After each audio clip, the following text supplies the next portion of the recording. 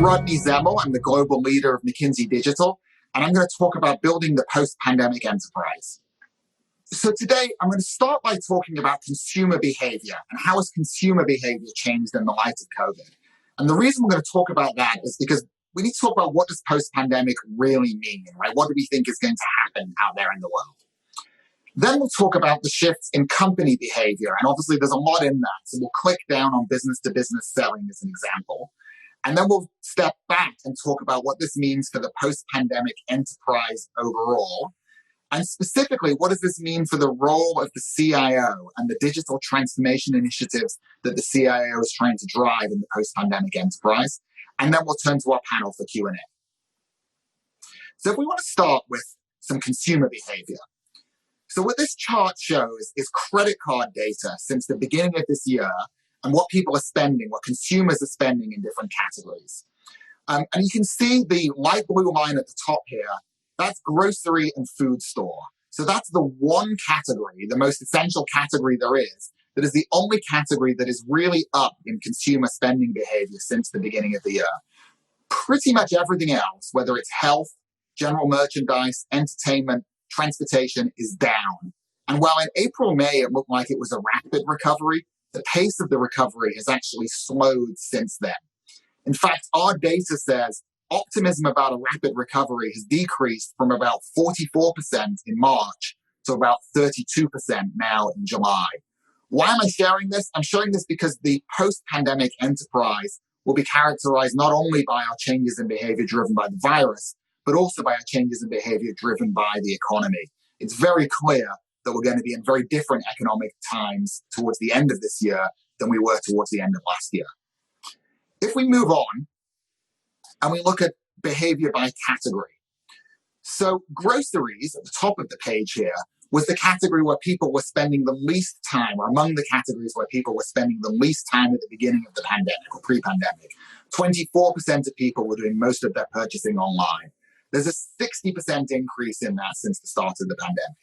If you take another category, books, towards the bottom of this page, so books, 67% were being bought online at the beginning of the pandemic. I guess I was one of the few who's still in that 33% who prefers to go into a real bookshop. But what we're seeing is even that category is going even further online. And what this page is intended to show is the change in behavior in every category between 15 and 45% of how digital has been accelerated.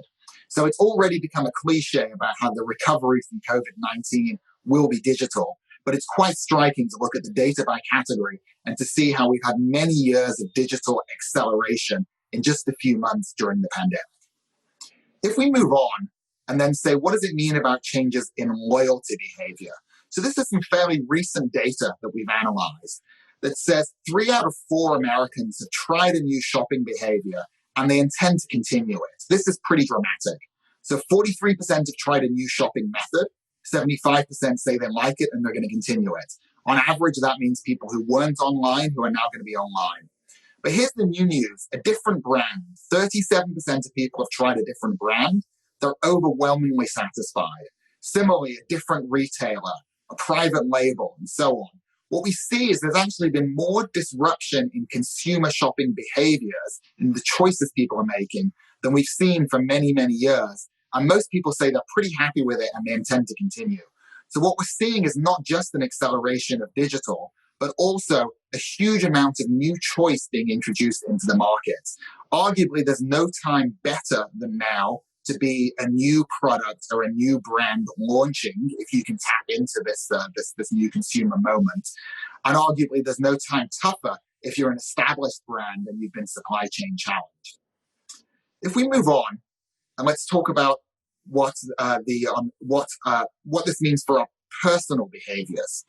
So what this chart shows is looking up on the vertical axis is user growth since the beginning of COVID. And the horizontal axis asks the question, how much do you intend to use it after COVID? And obviously this is survey data, so we'll see if it really plays out this way. But for example, remote learning, you can clearly see is a little bit of a, let's call it a necessary evil, right? It's gone up enormously in use, more than 100% since COVID. But less than half the people say they actually want to stay with remote learning. And it's a smaller number than that who want to stay with it as their primary method going forward. Telemedicine could be in that category also, a huge increase in telemedicine. And depending on what it's for, there are different choices then about whether people want to stay with it going forward or not.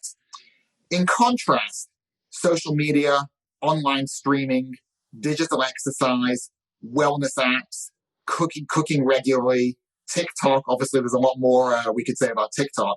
These are shifts that people say are here to stay, and they're likely to continue beyond COVID. So it's interesting to look at this and say on the prior pages when we looked at how spending was changing and how loyalty was changing, this tells us how habits are changing. This is, of course, a consumer view. And what we're going to talk about now is what does this mean about corporate habits and company habits and how are they going to change?